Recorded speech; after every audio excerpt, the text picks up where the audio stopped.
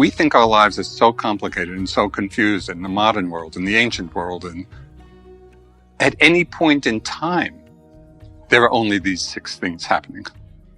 It's a sight, it's a sound, it's a smell, it's a taste, it's a sensation, it's something going on in our minds. So I like to think of our life and of the unfolding of our lives as a 6-piece chamber orchestra. It's just playing the music.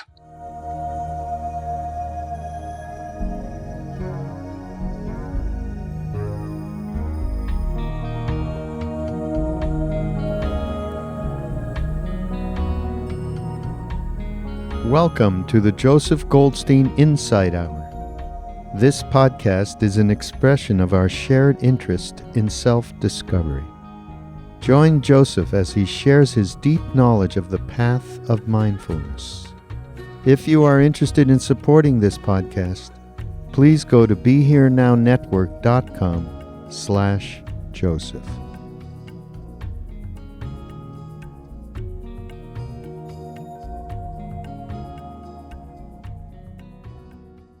As you know, someone once asked Deepa Ma, what is it like in your mind?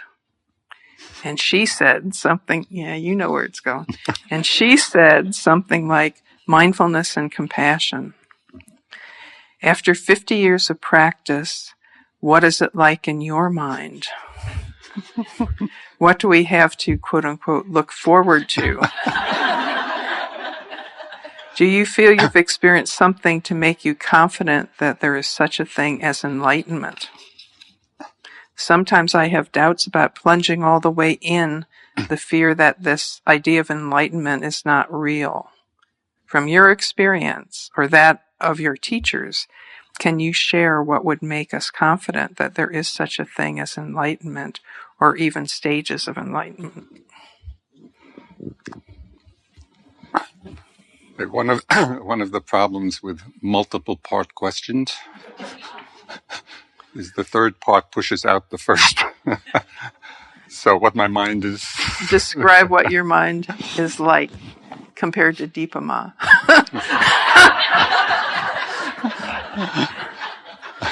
Hard to tell the difference.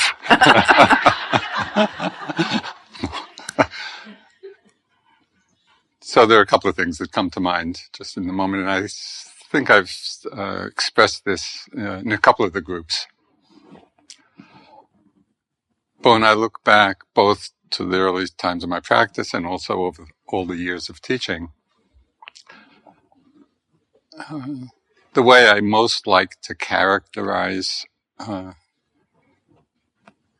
path of enlightenment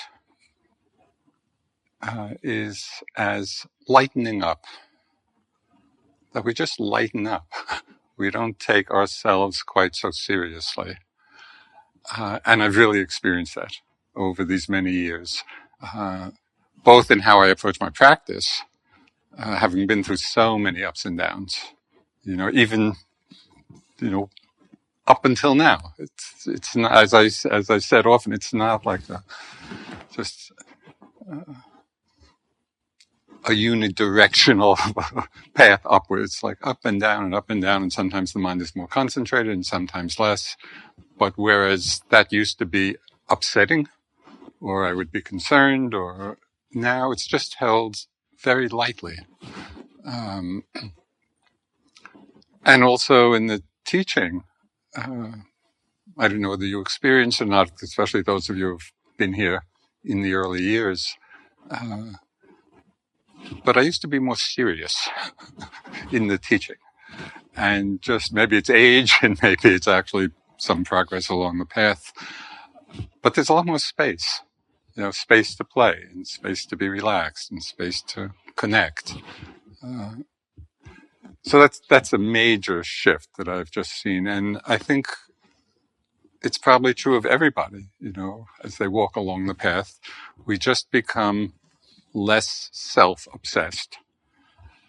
And the correlation of not being so self-obsessed is taking interest in what's going on in our minds and bodies.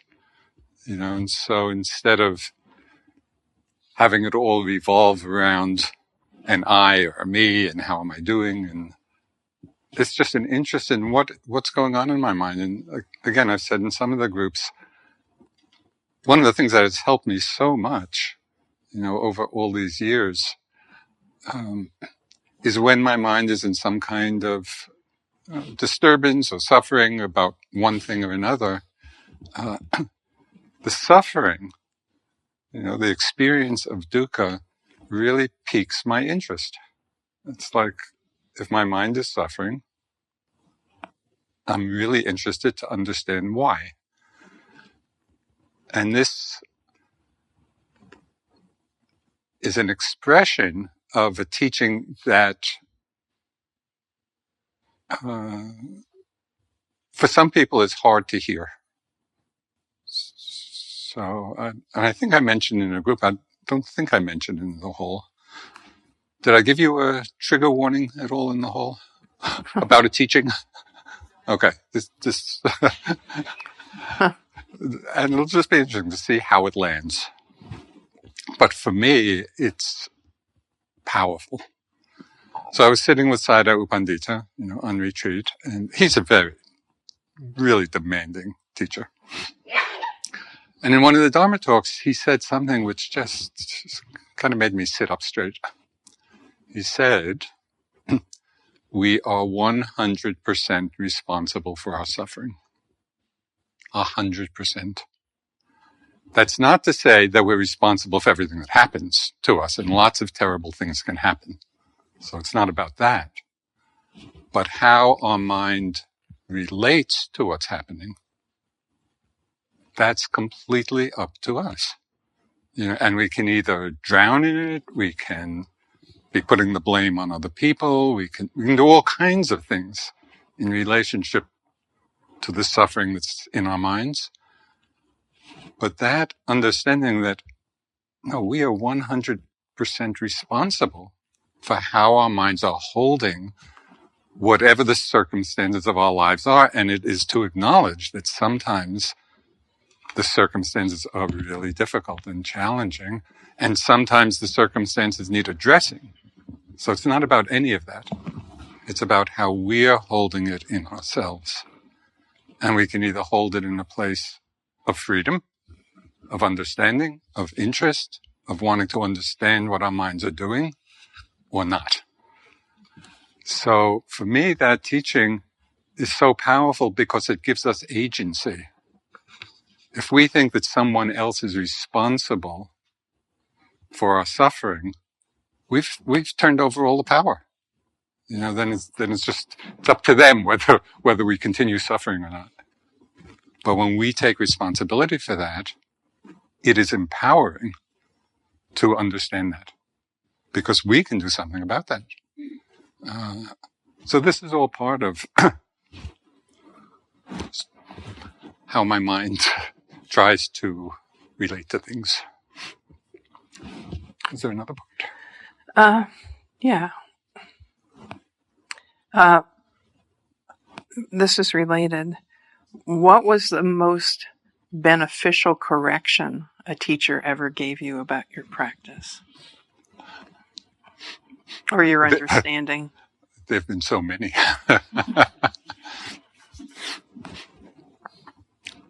But one I just mentioned in the group this morning,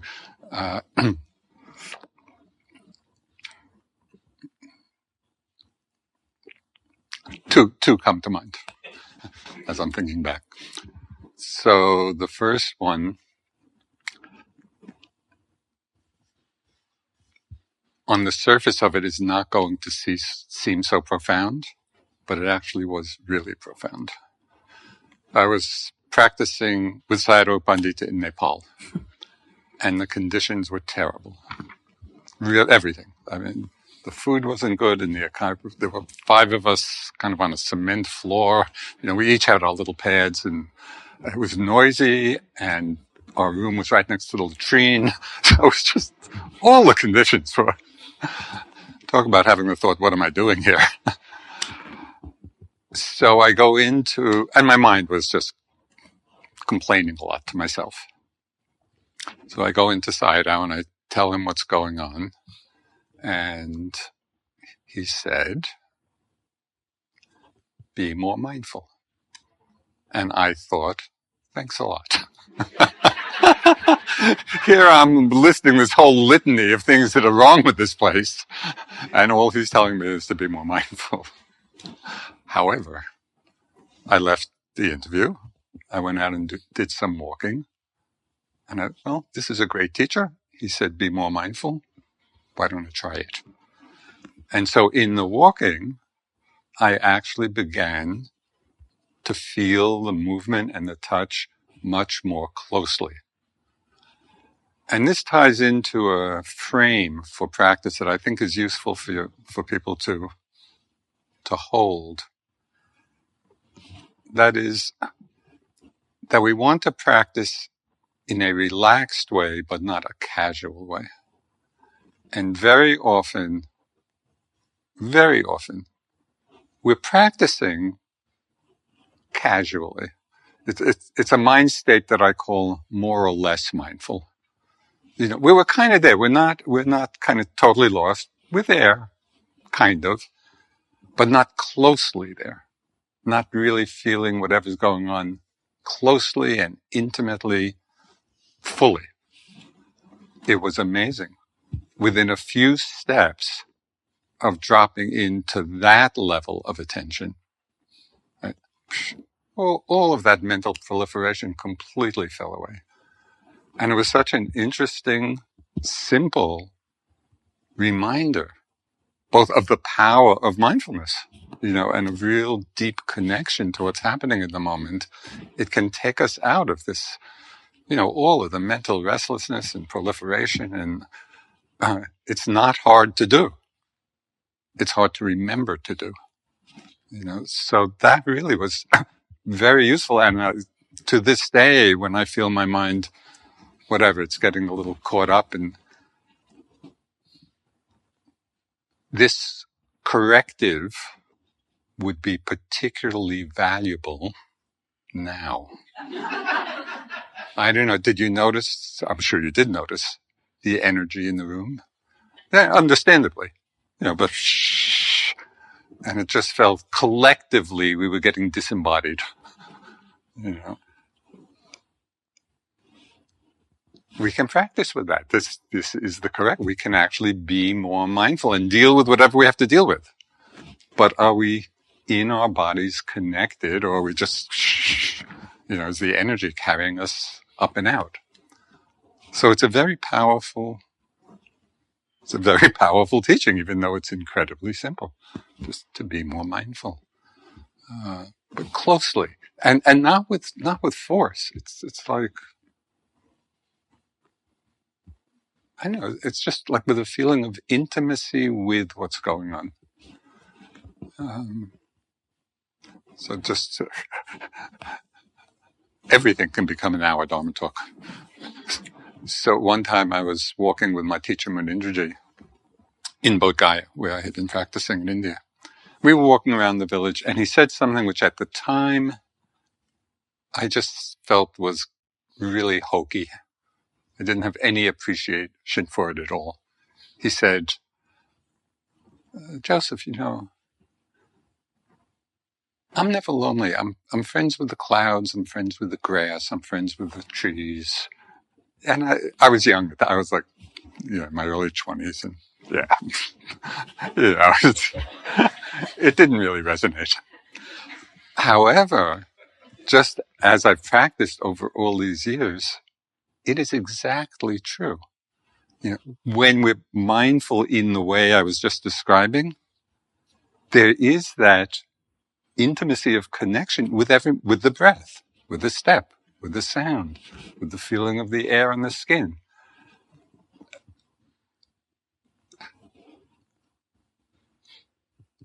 In that sense, loneliness doesn't make sense because there's always some intimate experience happening. Right? And it really it's fulfilling. It's completing. Is that a word? It brings a sense of completion. And I've really felt that. Okay, the other corrective. I had been in Burma for quite a while, and my practice really felt like it was going to deeper and deeper places, and I was seeing things in such minute detail. It was amazing to me, how I was seeing things. And I go into Sayadaw, and I describe, thinking, oh, he's going to kind of pat me on the back. And all he said was, "You're too attached to subtlety." And it really was a powerful, because I hadn't even realized there was an attachment, oh, this is great.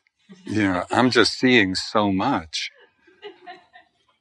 But the practice of liberation is about not clinging to anything, but we can get so caught up in an idea of what the practice is or what we want to be happening. And then when it does happen, we get really enthusiastic and we forget that it's about not holding on to anything, letting all that happen as it does, but without getting attached to even these very deep meditative states or blissful states, if that should happen, because it's all just part of the passing show. So again, that was a good reminder for me at that time. It was really helpful.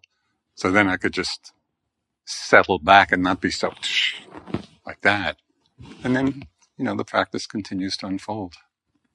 So those are the two that come to mind. I just want to go back just about that enlightenment question. It's definitely possible. At least, the different stages of awakening, and particularly the first stage or the second stage, many people have experienced that.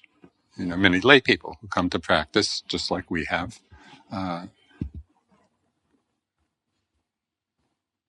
It takes a steadiness of practice and a commitment, and often it takes a period of time of lengthy practice, but it's definitely possible. It's not some myth, and it's not out of the range of possibility for any of us. The higher stages of awakening, that really requires very particular strengths of mind. The concentration has to be very strong, and the other factors of enlightenment. But the first couple of stages, it doesn't have that level of requirement to experience.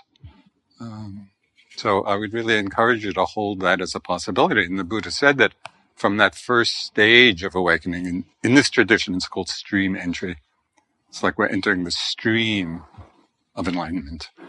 And in the teachings, it's said that from that point on, one is destined. There's no going back from that place. So it's a powerful turning point, in one's path.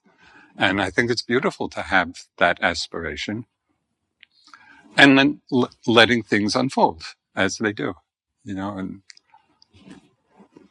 it may take a short time, it may take a long time. As one of my teachers said, in the spiritual path, time is not a factor. So we can let go of that, but really have the pole star, of awakening, setting our direction, and inspiring us. This is really possible. Okay. This is related to practice and your interactions with your teachers. What was the most supportive question or useful question you ever asked one of your teachers?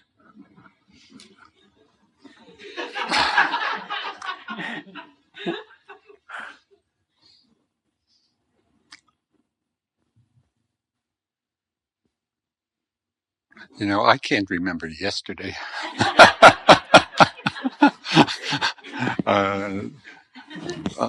We'll go on. I'll let that sit, but nothing is particularly coming to mind. Okay. I'll ask you a question about concentration then. Okay. Okay. What's your best advice to stay interested when you're concentrated? I often get concentrated and don't know what to do with myself. Well, I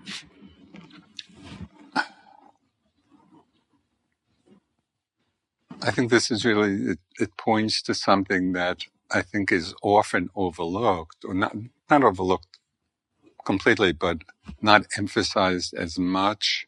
You know, we're very good at highlighting the hindrances and the negative mind states, but being mindful of the wholesome mind states, being mindful of the factors of enlightenment, being mindful in the same way we are mindful, hopefully, of aversion or greed or sleepiness.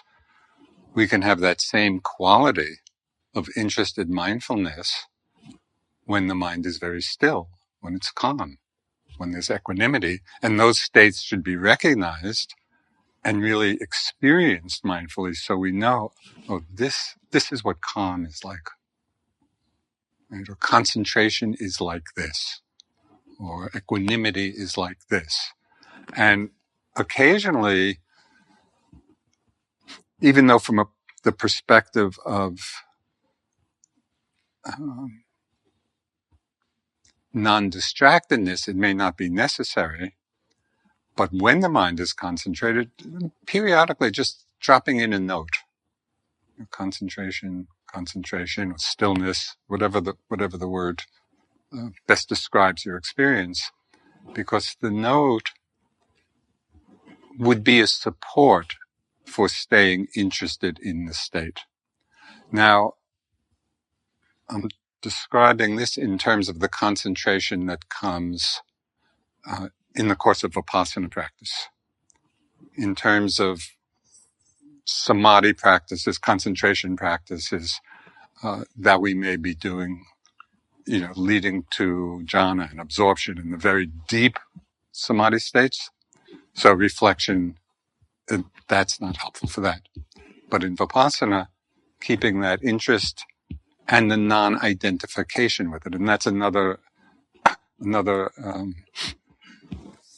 aspect or benefit of the noting at that time, because it could be easy to become identified and attached to the concentration.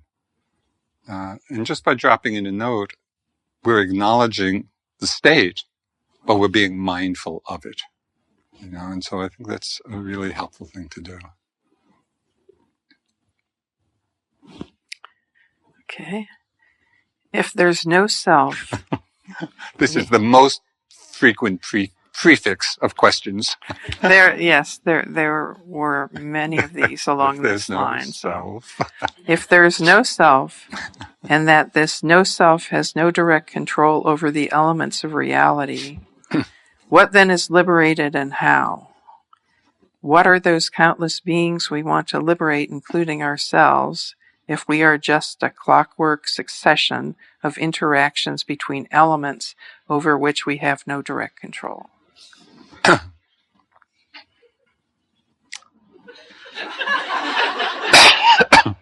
Should I read it again? No. Once was enough.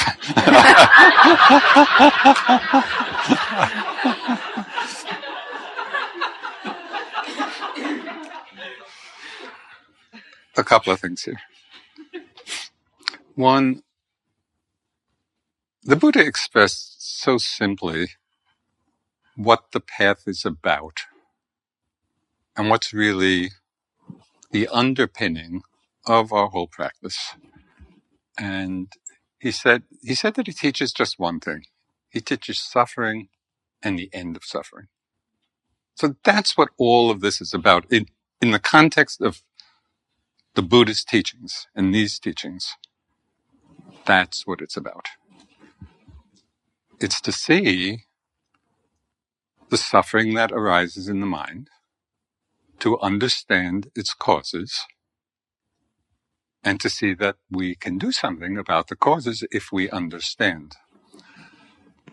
To say that we don't have control over the elements, or I think I described anatta, one meaning of it as being ungovernable. It's ungovernable in the sense that situations are not completely subject to our will. It's not because we want something to happen that it happens necessarily. Things happen when we are in harmony and understand the causes and conditions necessary for something to happen. And so this is the beauty of the Buddhist teachings. I mean, I would like to ask the Buddha, well, what's your mind like? Because from the teachings, it's just amazing how he was able to see so precisely and so clearly what impersonal factors of mind, they don't belong to anybody, but they are a cause of suffering. He could see what factors of mind just lead to more suffering, like greed and like anger and like delusion. And he could see what factors, impersonal factors of mind, lead to awakening. So one of the factors of mind is wisdom. It's also an impersonal factor in the mind. It's wisdom has kind of two sides to it. One is the investigative side, and one is the realizing the truth of what we're investigating, right? But that wisdom factor is also impersonal.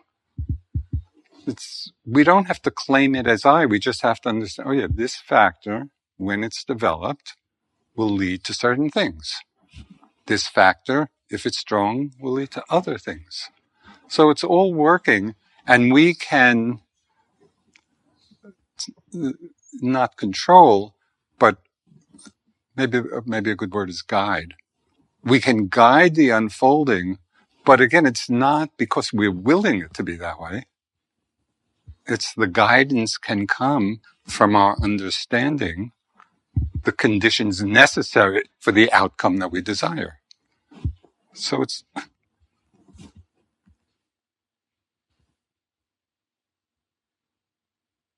I'm thinking of an example.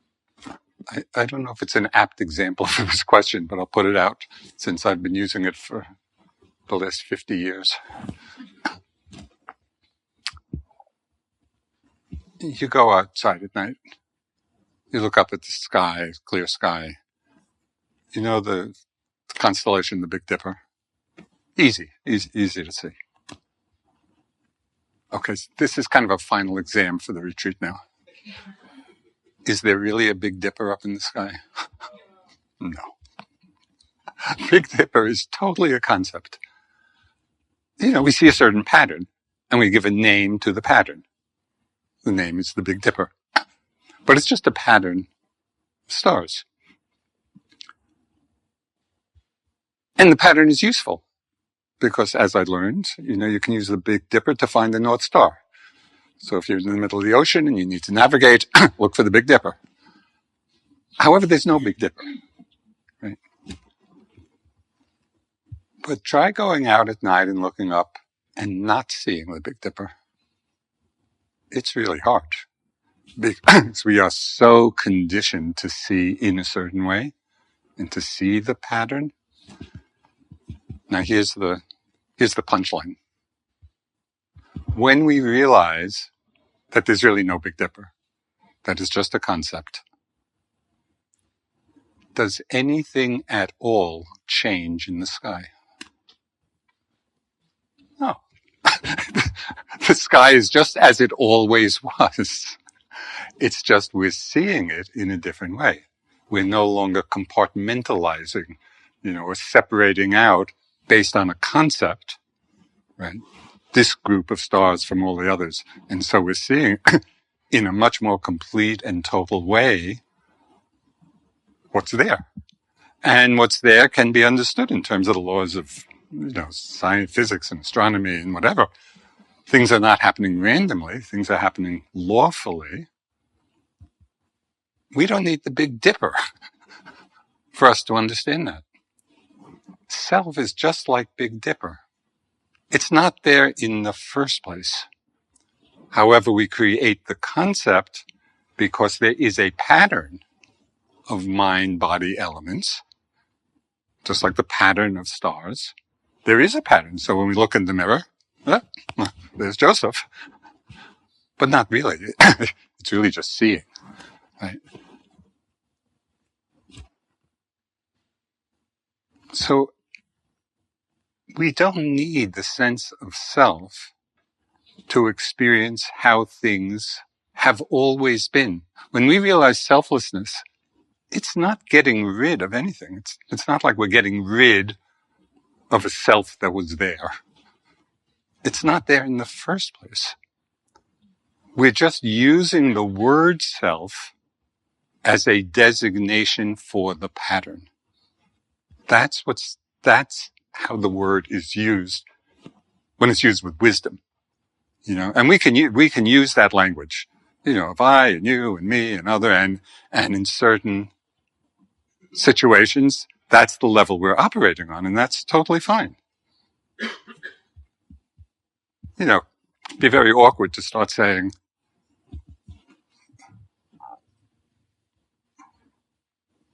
can these 5 aggregates call your 5 aggregates for a date? Very awkward. So we can use conventional language. That's not the issue. But how do we understand the fundamental reality of what this is? And that's what this whole practice is about. It's dropping out of,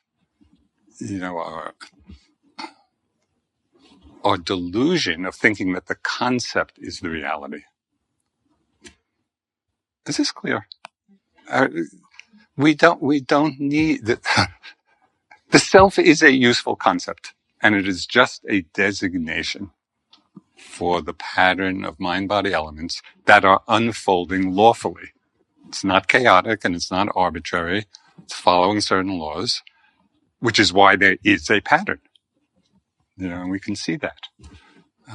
But we don't want to confuse that then with the belief, well, there's some unchanging me who's understanding it all. So I talked about this in some of the groups, just as a visual to express this. Generally in our lives, we're going through our life with all experience coming like this. They're all coming back to the me. I'm the one knowing, I'm the one feeling, I'm the one seeing. Right? So it's all right back to me. With practice and with a gradually growing understanding and experience of selflessness, we go from this to this. So everything is still there. All the experiences of our lives are still just as they always were. But instead of our minds doing that with everything, basically identifying in one way or another with something, even if it's just the knowing of everything, instead of that, we just are with things as they are, without that additional self-referential tendency. And that's what we learn. That's what we're learning in the practice, to be letting go of that self-referential. And it's not easy because it's so deeply conditioned, which is why we're doing what we do. It really takes practice to begin to shift the way we're seeing things. And again, it doesn't mean that we also at times operate on the conventional level, because we do, and even do most of the time. But do we do it understanding that, this is just conventional reality, but it does not reflect the truth of things.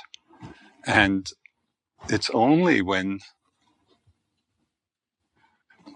I'll sum up the value of beginning to see things in alignment with how things actually are, is expressed by one Sri Lankan monk: no self, no problem. The self is this concept of self and I.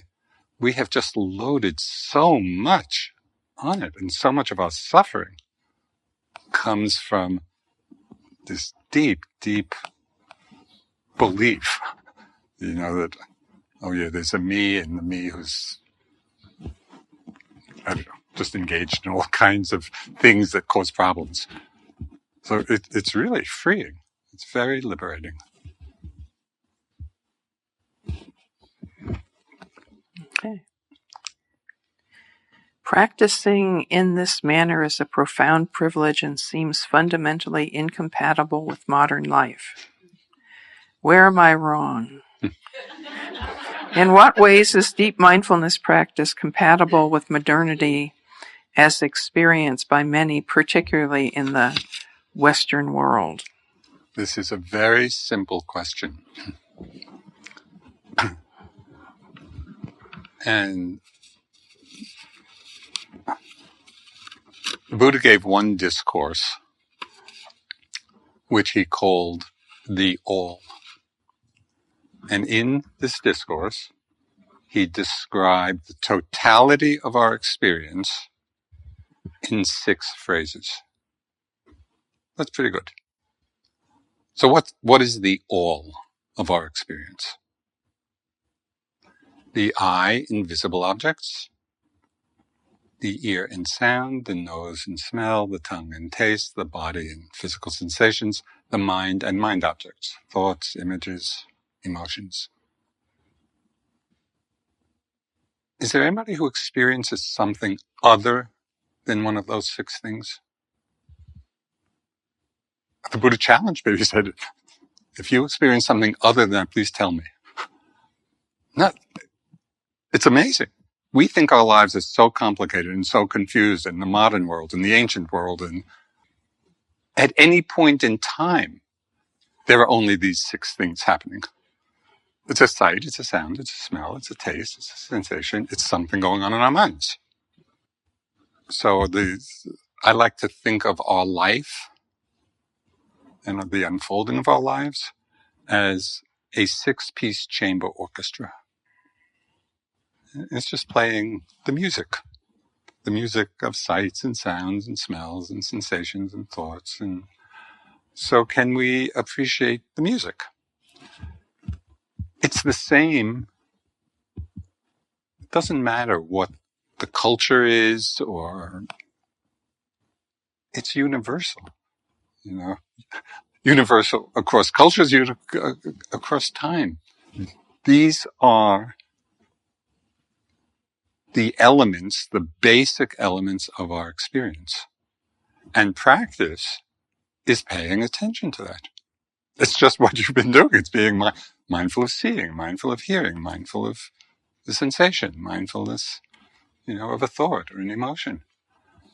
So the practice is really simple. And much of the time we're not experiencing taste and maybe not even so many smell. So it's really only 4 things that are going on. So what's the problem? It's just we get caught up in the concepts, which is a mental phenomena. We just get caught up in the concepts about what's going on, and we create these huge life stories and dramas, and we lose touch with just these basic elements. Now, again, I'm not suggesting that the stories of our lives are not important, right? This is the conventional level of reality. Our relationships and our work and the world and the state of the world, all of that is really important, and we have to respond. But what's the place we're responding from? Are we responding from a place of a deeper wisdom, or are we just totally caught up in the story? So it's understanding the simplicity of this, which is why I was really encouraging right from the beginning, and with that handout for daily activities, we can have really deep practice in the midst of our daily lives, doing whatever we're doing, if we drop into the level of those 6 things. And then when we need to engage the mind in concepts, we do. And it's using the conceptual level when it's appropriate.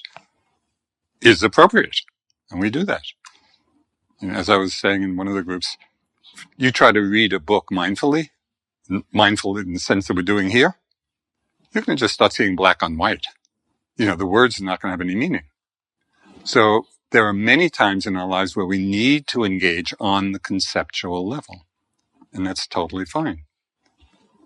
Munindra, my first teacher, he said in those situations, which is a lot of our lives, the kind of mindfulness we need is not this really pinpoint moment to moment to moment like that. It's more what he called a kind of general mindfulness, a background of mindfulness, where we're doing what we're doing. We're engaged, we're fully engaged, but there's enough awareness that it will pick up if the mind becomes unwholesome, as we're in the midst of whatever the engagement is. So that's enough, and that's the way to practice in the world. When we don't need the conceptual mind, to really be very watchful for all the stories that are going on. Really see them as thoughts.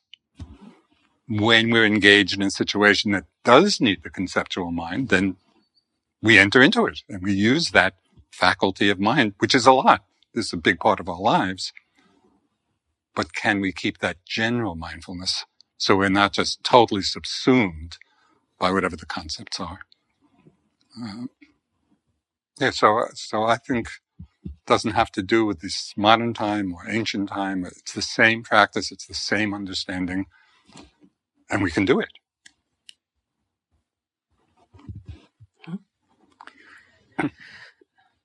When noting, my labeling is too slow for how quickly my experience and awareness changes. How should I approach this? So that's actually a good sign in practice. Because as I said, I think, a few times, one of the developments of practice is an increasing refinement of the perception of change, right? Where we're seeing change. At first, maybe it's in big blocks, and then the blocks get a little smaller. And at times when the concentration is steady and the mindfulness is strong, we're seeing impermanence just very rapid. It's just arising and passing very, very quickly. So obviously at that time, the noting is going to be much too slow, right? So you can do one of two things, and either drop the noting because in that situation, it is a sign that the mindfulness is already pretty strong and you might not need the noting at that time.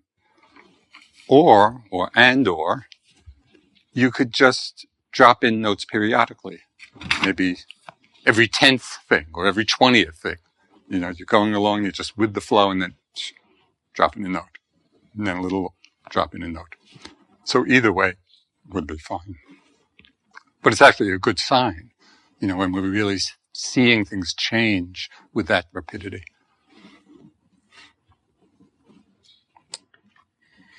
In practicing or in any intimate relationship, we attune to others' emotional states as part of caring for and communicating with them. How do we attune without getting too entangled with their emotions, mindfully and with metta?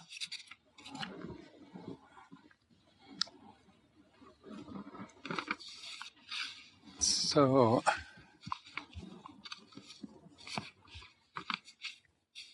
this actually came up in I think it was today's group.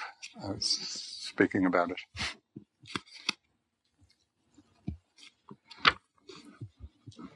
One of the most overlooked parts of our practice, and it's really the fault of the teachers, because we generally don't emphasize it. Although whenever I do speak about it, I wonder why we don't, because it's really important. And that is being mindful of seeing. For people with eyes that are in good working order, seeing is probably the predominant sense experience. We're basically walking through the world of what is being seen, right? And then all the reactions to it and responses to it. So seeing is tremendously important part of our lived experience. And yet it's very rare that we actually become mindful that we're seeing. We're basically more, when seeing is arising, we're most likely lost in what is being seen. And we're not mindful that we're seeing. So just one of the things I would recommend, both for those staying for a couple of more days, those leaving, it's always with us, all around, and it doesn't take any effort at all. We don't have to look for an object to see. It's always there. Just practice, for even short periods of time, stopping and seeing, seeing, seeing. Because just that changes the relationship to what is being seen. Okay, so this relates to a particular story.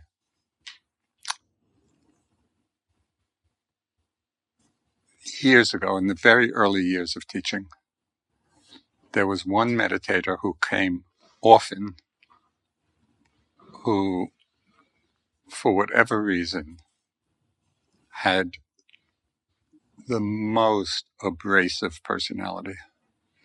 It was just aggressive and abrasive, difficult. And I was a new teacher. So they'd come in for an interview. Okay. Okay. Make some space. And it was challenging, because the energy was coming. And so this went on for quite a while. And then in one interview, something shifted in my mind. And I just really looked at them. I really looked. I was seeing. And when I looked at their face, the suffering was so obvious. Because what causes that kind of difficult behavior or personality? There's some kind of suffering going on. And that's being expressed in that way. But normally we're so reactive to the behavior and to the personality, as I had been. I would just be reactive and try to protect myself and all that. But when I just could see the suffering, instantaneously, just feelings of compassion arose and a whole wonderful relationship ensued. I really enjoyed the meetings and we talked and it was all from seeing. When I was so caught up in my own reactivity, I was not seeing. I was just reacting. So that's on, with a particular kind of visual expression, but the visual cues for how people are feeling, they're pretty obvious if we look. We can see when people are happy or joyful or angry or afraid or whatever it is. We just have to see, And so I would this has been a powerful thing for me. So I would recommend practicing that. And I think that is a way, to connect deeply with what another person is feeling without being subsumed by it. Because the mindfulness of seeing is giving us that place of balance within ourselves, but we're seeing and open to it. Is this clear?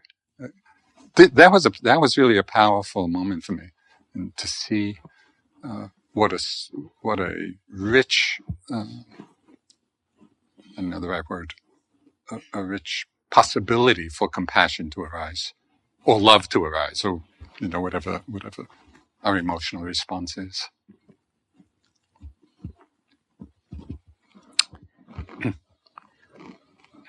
How does open awareness help concentration? It seems jumpy from one thing to the next would dilute it.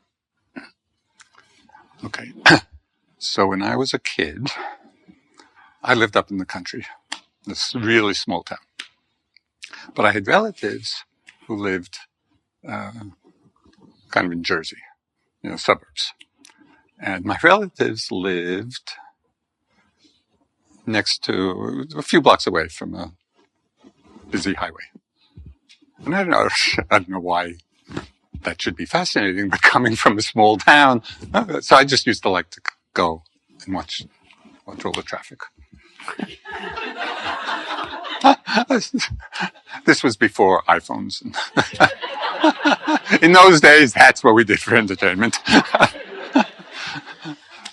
But I learned a really big lesson in doing that. Okay, so you're by the side of a road, and all this traffic is going by. There are two ways you might approach that. One way, if you want to really see every vehicle that's passing, so one way is the other way is and just letting the vehicles cross your field of vision. So I kept totally steady. And everything was just passing by, and I saw every single one. So I think there's an analogy here.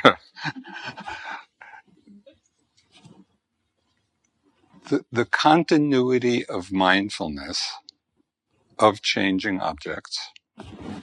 So in each moment, the mind is steady. The objects are changing, but the steadiness can be there. It's not that we have to be jumping from one to the other. It's not a jumping thing. It's steady and just being aware of whatever's presenting itself moment after moment. And that develops what is called momentary concentration, because it's not concentration on a fixed object, it's concentration on a changing object. But concentration means steadiness, means the mind is not flickering, it's not looking here, looking there, it's steady. So it's just simply a question whether it's steady on one object or steady on a flow of objects. So when you're practicing in that open awareness, we can rest in the steadiness of just being there mindfully in a receptive mode. We're not going out to the object. We're just receptive and let all the objects pass by. So it can be very steady and very relaxing. Okay. And if you want to practice on Pleasant Street, you can. May wait a while. Right.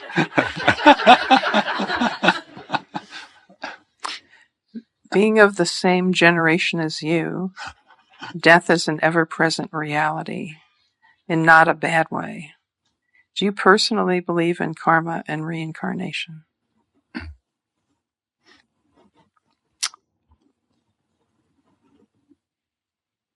I do, but I would like to distinguish the belief in it or the tendency to believe in it from claiming I know. And some people, through meditative attainment, can see there are techniques for how to review past lives and other realms of existence. I mean, Deepa Ma was extraordinary in this way. She had all kinds of spiritual attainments, but even people with lesser attainment than that ability can be developed, but I do not have them. But there have been I did not start with this belief. I mean, I grew up, like most of you, in this culture. I studied Western philosophy at college. I had no idea about karma and rebirth or anything like that. But over the years, there were a few significant points that made me become more open and inclined to believe it, which I do. One was just, it is very much part of the Buddhist teachings. When you read the discourses, it's on almost every page. So at a certain point, when I could confirm so much of what the Buddha said in my own experience, it made me, well, if he was right about all this, maybe he's right about this. So that's beginning of an opening. Then I met Deepama, who had the ability to really see for herself, all this. And again, that's not proof, but I had no reason, or there was not even any feeling in myself to doubt what she was saying, because she said she experienced this. So I believed that. And it is right out of the texts, of how to accomplish this. So there's a formula for doing it, if people really wanted to commit to that. So that was another. So many, almost all of the great teachers, in the Buddhist tradition, this is just an integral part of their understanding. And with many of them, it does come from their personal experience. So that was another piece. Third piece was, in the course of my practice, I really, at a certain point, began to experience,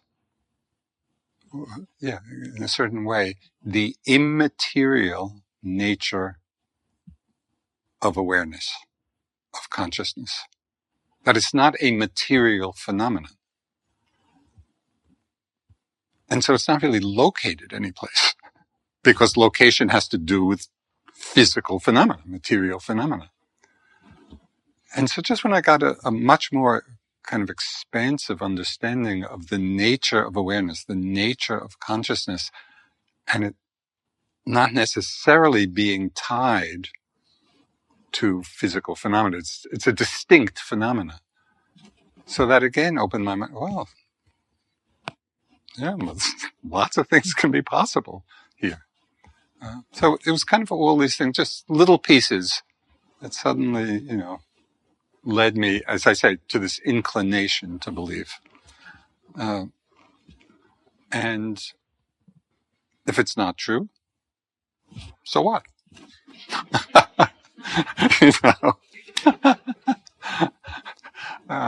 So that's how I hold it. But, Can I ask a question? Yeah. So if this does not seem likely or possible to an individual who's a practitioner, is the removal of provisional confidence in this a deal breaker in terms of their practice and its development? Good question, and not at all. So Munindraji, my first teacher, he used to love talking about the Deva worlds, the heavenly realms. And in the Buddhist cosmology, there's all these realms of existence, and lots of things are going on in this mysterious universe that we are just not attuned to. It's maybe you could think of it as kind of wavelength frequencies. Is that the right? Where we can see or experience certain wavelengths, and others we're completely oblivious to. So it's not hard for me to imagine that there are things going on at different frequencies that are just outside of our usual sensory capability. That's not hard for me to picture. So Munindraji used to love speaking, and he trained Deepama of how to do all this stuff, seeing all these realms. So he would talk about it a lot, talk about the Deva world, and I loved it. For whatever reason, I just really loved hearing about it. But he would always say, you don't have to believe this in order to practice, in order to become awakened.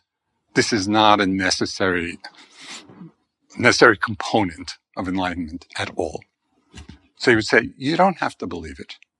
It's true, but you don't have to believe it. So that was always how he ended. Great. Well, thank you, Joseph. That brings us to the end of our time.